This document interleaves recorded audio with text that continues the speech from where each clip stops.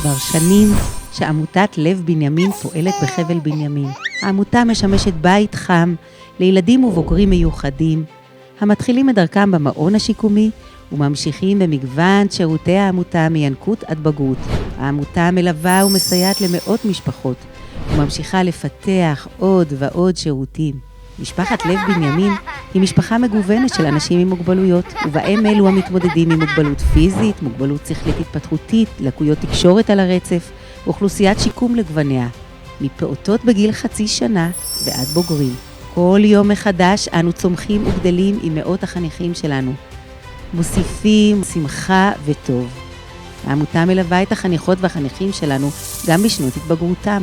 הקמת בית לחיים היה הגשמת חלום, הזדמנות לתת מענה לשנים, בית שהוא מעטפת של אהבה ודאגה, הנותנת הזדמנות לחיים משמעותיים בקהילה אוהבת.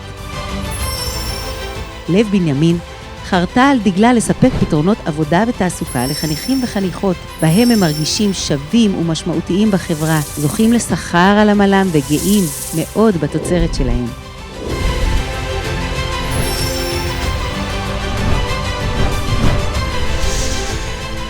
והלב הזה ממשיך ללוות ולפעום בכל רגע ורגע.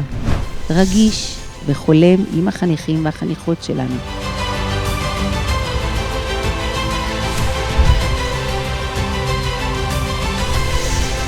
לבקש ליצור מציאות טובה עבורם. הלב הרגיש לכל ילד וילד. זה הלב שלנו, לב בנימין.